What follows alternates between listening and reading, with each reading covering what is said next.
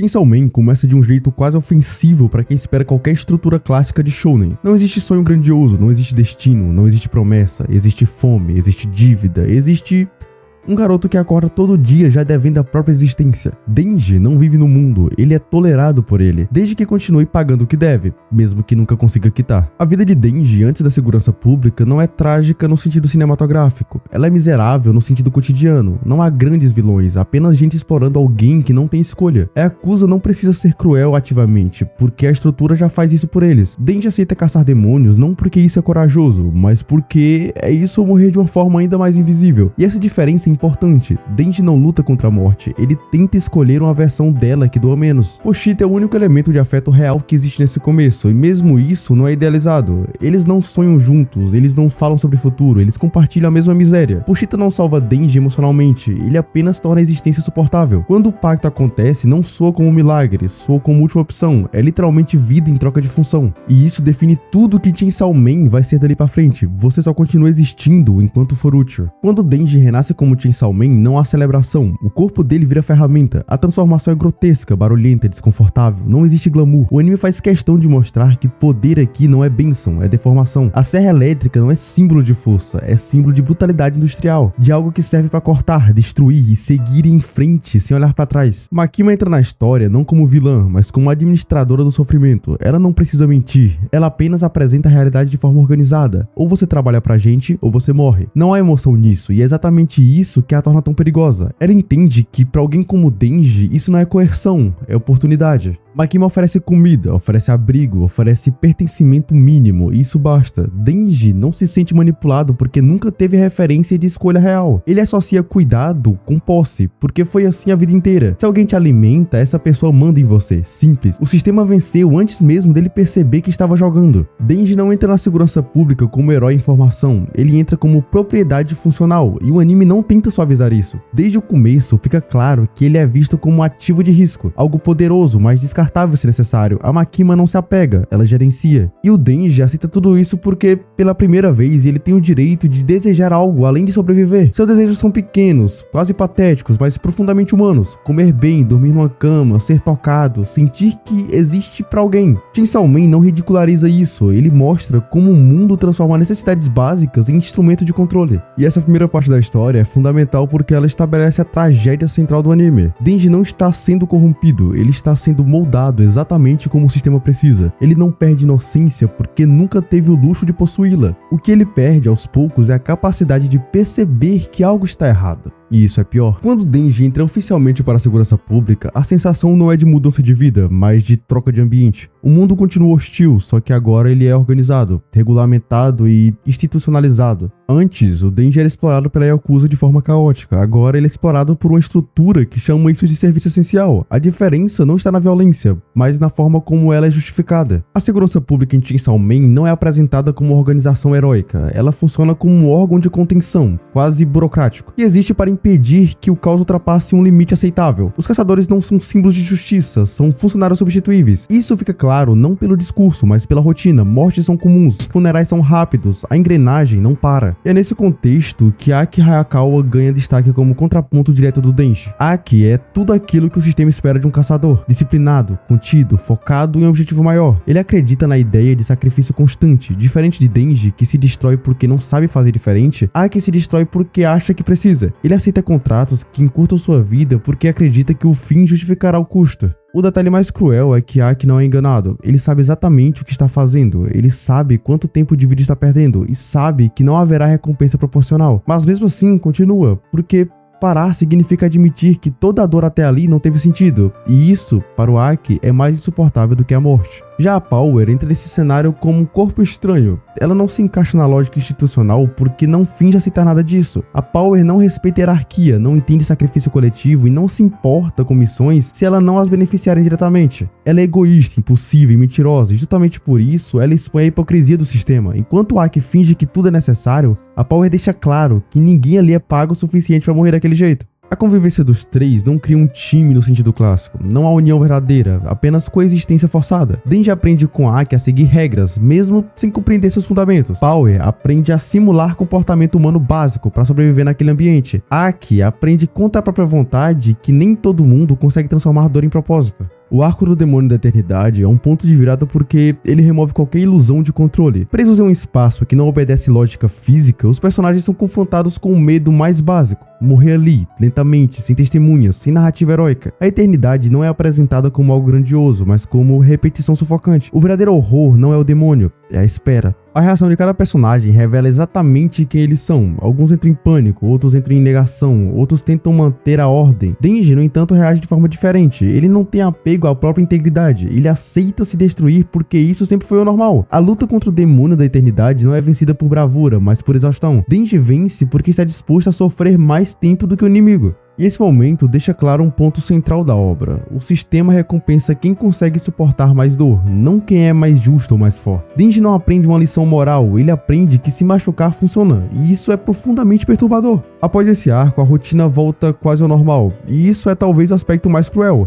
Nada muda estruturalmente, não há reflexão coletiva, não há questionamento do método. A sobrevivência vira apenas mais um relatório. Isso reforça a ideia de que o trauma não é exceção naquele mundo, é parte do processo. Denji começa aos poucos a perceber que existe algo errado em como ele se sente, ou melhor, em como ele não sente. Ele observa morte sem reação proporcional, ele participa de violência extrema sem conflito interno significativo. Mas como ele nunca teve referência emocional saudável, ele não consegue nomear isso como um problema, ele apenas segue em frente. E a Makima observa tudo isso à distância, ela não interfere diretamente porque não precisa, o ambiente faz o trabalho por ela. Denji está sendo condicionado exatamente como planejado. Ele aprende que obedecer traz recompensas imediatas e que questionar não traz benefício algum. O controle não é imposto, ele é internalizado. Já a segurança pública, nesse ponto da narrativa, se revela não como proteção contra demônios, mas como uma fábrica de pessoas quebradas que continuam funcionando. Alguns se tornam como Aki, sacrificando tudo por um ideal, outros se tornam como a Power, sobrevivendo por puro instinto. Denji se torna algo ainda mais útil, alguém que não espera nada além do básico e por isso aceita qualquer coisa. E o mais perturbador é que nada disso parece excepcional para aquele mundo. Tudo funciona, tudo continua e ninguém para perguntar se deveria ser assim. Até esse ponto da história, Chainsaw Man já deixou claro que viver naquele mundo exige adaptação constante à brutalidade. Mas é a partir do ataque coordenado aos caçadores que o anime abandona qualquer resquício de zona de conforto narrativa. Não existe preparação emocional, não existe sinalização clara de perigo. A violência simplesmente acontece, como acontece no mundo real quando os sistemas falham,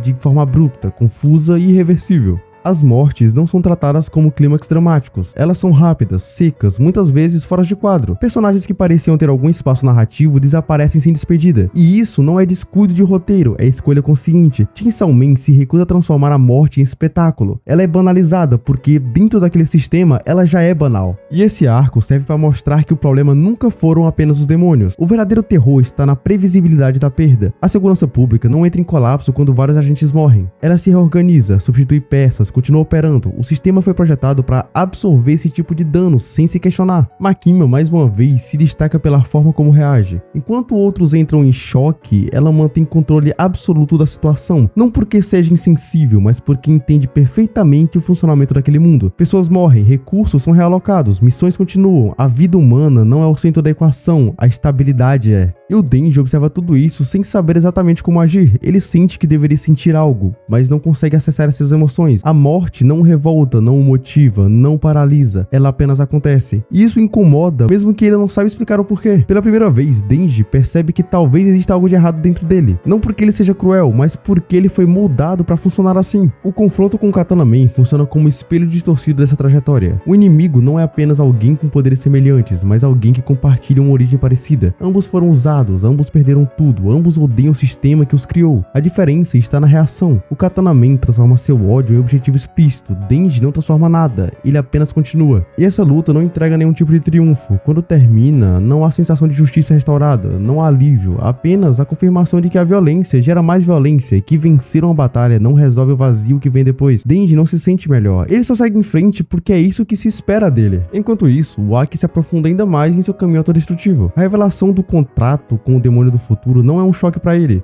é quase uma formalidade. Ele já vive como alguém condenado. A diferença é que agora ele sabe exatamente como e quando isso vai acontecer. E ainda assim, ele aceita, porque o objetivo precisa justificar tudo que ele já perdeu. E o mais cruel é que o demônio do futuro não engana Aki, ele não mente, ele apenas descreve. Aki não é vítima de manipulação sobrenatural, ele é vítima de uma estrutura que ensinou que sacrificar a própria vida é virtude, e ele internalizou isso completamente. Já a Power, nesse ponto, começa a demonstrar fissuras que vão além do egoísmo caricatural. O medo passa a ser mais presente, a confiança exagerada começa a falhar. Ela percebe, talvez pela primeira vez, que aquele mundo pode engoli-la sem cerimônia. E diferente de Aki, Power não tem um ideal para se agarrar, ela só tem o próprio medo. E a convivência entre os três deixa de ser apenas funcional e passa a carregar peso emocional, mesmo que não declarado. Não há diálogos profundos sobre sentimentos, não há confissões. O que existe são silêncios prolongados, olhares deslocados e uma sensação constante de que algo está prestes a desmoronar. Chainsaw Man entende que trauma raramente se expressa em discursos, ele se infiltra no cotidiano. Denji começa a perceber que seus desejos simples talvez não sejam suficientes para sustentá-lo. Ele consegue tocar, comer, dormir, mas isso não resolve o incômodo crescente de existir sem compreender o próprio lugar no mundo. E ele ainda assim não questionar Makima, porque questionar significa perder tudo que conquistou até ali. E talvez essa seja a maior violência da temporada até esse ponto, não a física, mas a psicológica, a normalização da morte, a transformação da dor em rotina e a ideia de que continuar funcionando é mais importante do que continuar humano. Quando Chainsaw Man se aproxima do fim da primeira temporada, fica evidente que tudo que foi mostrado até aqui não era o clímax da história, mas a preparação, as mortes, o caos, os contratos absurdos, a violência constante, nada disso era o ponto final. Tudo isso servia para estabelecer um mundo onde o controle não precisa ser imposto com força, porque ele já foi aceito como regra. E a Makima se revela nesse estado da narrativa como a verdadeira força central da obra, não porque ela seja mais poderosa em termos físicos, mas sim porque ela compreende o funcionamento do mundo em que vive melhor do que qualquer outro personagem. Makima não luta contra o sistema, ela é o sistema operando de forma eficiente, sem culpa e sem hesitação. E o aspecto mais perturbador da Makima não é o que ela faz, mas como ela faz. Ela nunca demonstra pressa, nunca parece emocionalmente afetada pelas perdas, nunca se exalta, sua presença é calma, quase reconfortante, e isso cria uma dissonância perigosa. Ela se apresenta como alguém confiável justamente porque não demonstra fragilidade. Em um mundo caótico, a estabilidade se torna sedutora, mesmo quando vem acompanhada de controle absoluto. Denji, nesse ponto, já está completamente inserido nessa lógica. Ele não questiona mais a sua posição. Ele não se pergunta se está sendo usado, porque para ele ser usado é melhor do que ser descartado. A maior vitória do sistema sobre Denji não foi transformá-lo em uma arma, mas convencê-lo de que isso é tudo que ele pode ser. A relação entre Denji e Makima deixa de ser apenas hierárquica e passa a ser simbólica. Makima representa tudo aquilo que o Denji nunca teve: direção, certeza, validação. Ela define o que é certo, o que é errado, o que deve ser feito. Denji não precisa pensar, e isso é um alívio. Pensar dói, pensar exige responsabilidade, obedecer não. E essa dinâmica não é representada como romance, embora flerte constantemente com essa interpretação. O anime deixa claro que não existe reciprocidade emocional real ali, existe posse, existe condicionamento, existe recompensa intermitente. Makima oferece pequenos gestos de atenção que mantém Denji emocionalmente dependente. Ela nunca entrega tudo, ela entrega apenas o suficiente. Enquanto isso, Aki se aproxima cada vez mais do ponto de não retorno. Ele já sabe que sua vida está contada. O contrato com o demônio do futuro não trouxe medo, trouxe confirmação. Aki vive agora com a certeza de que tudo que ele fez é empréstimo de tempo. E, mesmo assim, ele continua trabalhando, continua obedecendo, continua se colocando em risco. Não porque acredita que vencerá, mas porque não sabe existir fora desse ciclo. Power, por outro lado, começa a apresentar uma transformação mais sutil. O medo passa a ser constante, a autoconfiança exagerada começa a falhar. Ela entende, mesmo sem verbalizar, que aquele mundo não é um jogo onde ela sempre pode blefar. A morte deixa de ser uma abstração distante, ela se aproxima. E Power, diferente do Aki, não romantiza isso. O vínculo entre Denji, Aki e Power nunca se transforma em família no sentido clássico, mas se torna algo próximo de uma unidade frágil. Eles compartilham o mesmo espaço, os mesmos riscos e o mesmo silêncio. Não há promessas, não há planos de futuro. Há apenas a convivência enquanto ela é possível, e Chainsaw Man trata isso como algo precioso, justamente porque é temporário. No desfecho da temporada, fica claro que o maior horror da obra não são os demônios que aparecem para ser derrotados. O maior horror é que o mundo funciona, a segurança pública continua operando, as engrenagens continuam girando, as perdas são absorvidas, o sistema não quebra, não entra em crise, não se reforma, ele se adapta. Makima permanece no controle não porque precisa se impor como tirana, ela oferece sentido em um mundo sem sentido, ela organiza o caos, e para pessoas quebradas como Denji, isso é irresistível. Ele não quer liberdade, ele quer segurança, mesmo que essa segurança venha a custo de sua autonomia.